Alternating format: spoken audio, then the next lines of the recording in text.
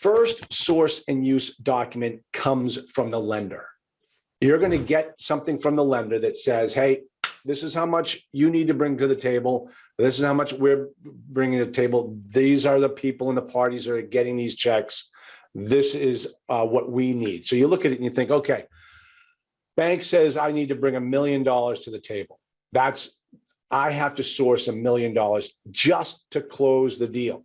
Now there's a second sources and uses of funds document that is built upon the first one.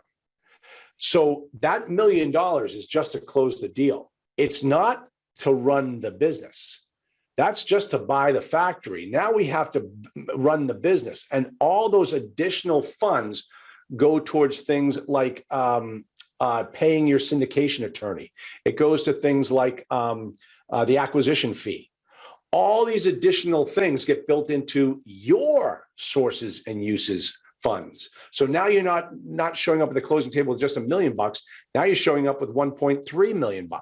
And now you've got to write a sources and uses funds document that explains where that $300,000 goes to.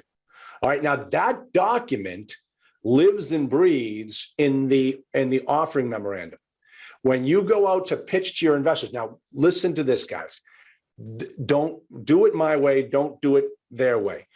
When you put that document together, like the PPM, the sources and uses document must clearly state where all the money goes.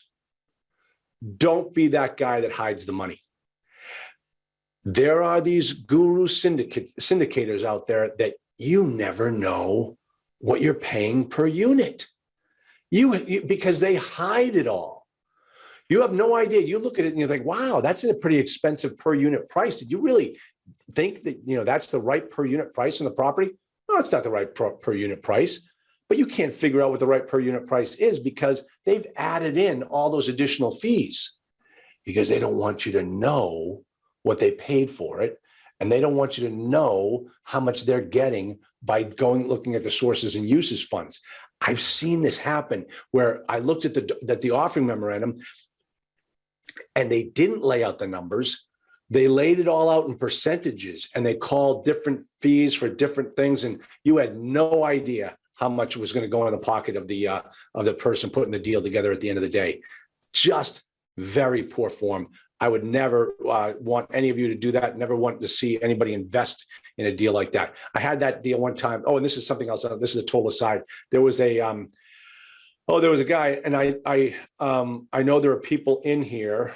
I'm just going to mention a first name, Mo. Okay, this guy came to one of my classes out in LA.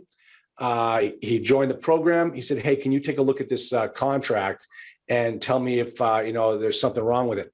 I looked at it and I said, get out of this deal. Get out of this as fast as you can, or get this thing cleaned up. And what happened was the document that his offering memorandum that he put his money in said that the seller the syndicator, all of the funds that the investors gave, the money would go right into his general asset fund of his company. Are you kidding me? That's unbelievable. He's taking all of their money and he's taking it personally or professionally in the name of his company. If that deal never closed, he didn't have to give the money back. He said he was just going to use it for another deal.